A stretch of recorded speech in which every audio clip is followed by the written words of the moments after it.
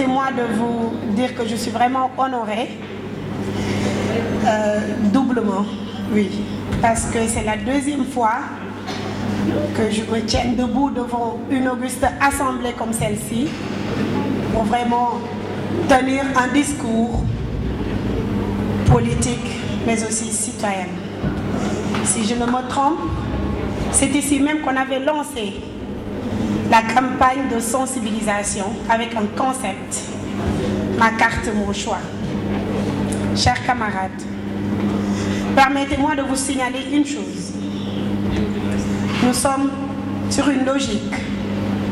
Nous avons présenté au président de la République, M. Macky Sall, président de l'Alliance pour la République, un programme avec un monitoring book, si vous voulez, un pressbook, dans lequel il y a au moins quatre programmes ficelés pour la jeunesse en particulier, mais pour la population sénégalaise en général. Je vais vous dire le pourquoi. Vous n'êtes pas sans savoir qu'à un moment, nous avons manifesté notre candidature pour diriger une structure qu'on appelle la COJER, qui regroupe toutes les jeunes de l'Alliance pour la République. Alors, en tant qu'intellectuels, militants, conscients de ce qui nous attend dans notre parti, mais aussi de la mission qui nous attend au Sénégal, nous avons jugé nécessaire qu'au-delà de dire que nous voulons diriger cette structure jeune, nous devons être en mesure de présenter un programme qui permettra au président de la République de nous faire confiance. Et dans ce programme, il y a d'autres sous-programmes. Et ce concept qui nous regroupe aujourd'hui, ñun ak mom, je pense que est le deuxième concept qu'on a pu lancer depuis le début, en tout cas, de ce combat. Alors, vous allez être d'accord avec moi que le moment est opportun. Est-ce que vous, membres de l'Alliance pour la République, responsables jeunes, responsables de l'APR, vous êtes d'accord avec moi que la nature a horreur du vide?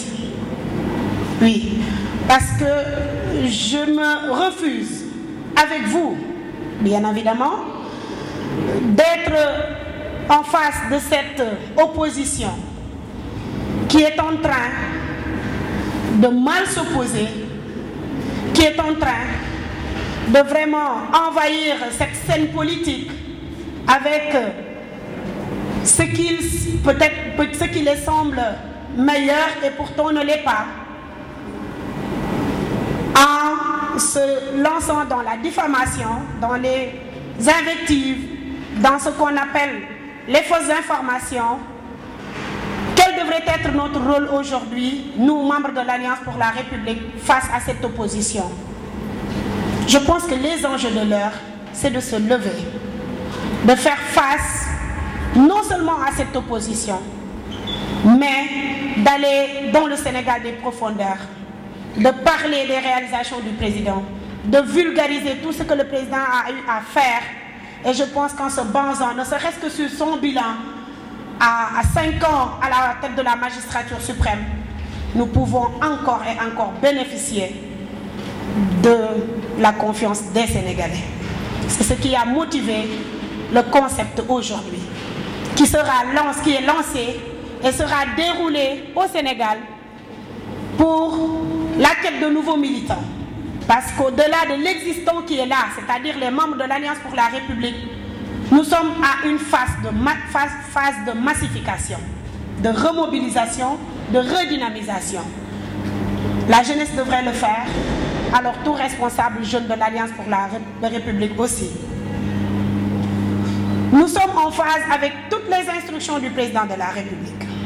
Vous n'êtes pas sans savoir que récemment, on a parlé d'une dynamique unitaire dans laquelle j'y étais convié.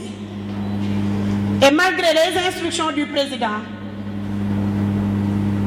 que je sois dans cette dynamique, malgré les instructions du président, qui a demandé à ce que je sois associée à toutes leurs activités, cela n'a pas été fait. Alors, est-ce que nous avons signé un pacte de silence ou d'inaction politique avec notre parti?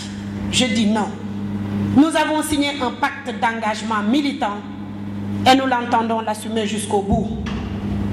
À travers ce concept, nous allons encore aller à la rencontre de ces Sénégalais des profondeurs qui vraiment magnifient le bilan tant élogieux du président de la République, Macky Sall. C'est ce qui nous a regroupés aujourd'hui ici. Ça nous a regroupés une fois, c'est la deuxième fois, et je pense que ça ne va pas s'arrêter parce que dans ce 10 programmes qu'on a présentés au président, il y a encore 5 sous-programmes qui nous attendent. Et à nos risques et périls, nous allons les dérouler, ces programmes-là. Ngeen baal ma am lu ma wax tuuti ci wolof ndax sax da di yoon concept bi buñ ko waxee ci wolof discours bi aussi ñu war ko mën a faram-fàcce tuuti ci wolof. Ñun responsable membre Alliance pour la République accompagner le président Macky Sall depuis opposition ba fii ñu toll ma defe ne Sénégal toll na fa nga xamante ne képp kuy wax ne gëm nga li fi président def gis nga li fi président def yoon la nga wàcc ci terrain bi ak ci na nga ko mënee bu kenn xeeb lenn bu kenn ne aw ma poste moo tax bu kenn ne nekkuma ci bureau moo tax mais nañu jàpp ne lañu boole woon démb ak moom ba dara dul dara moo ñu war a boole tey ak moom ak suba aussi ak moom.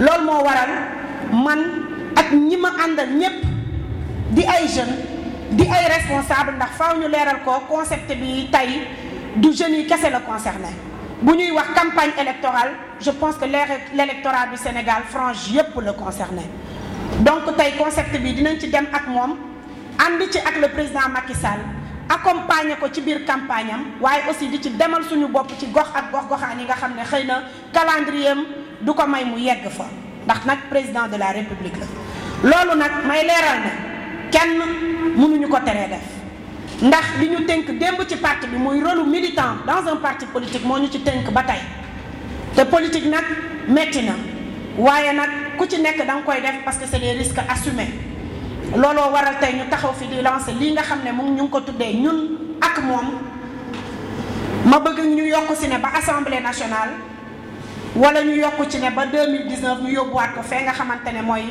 présidence de la République moo waral concept bi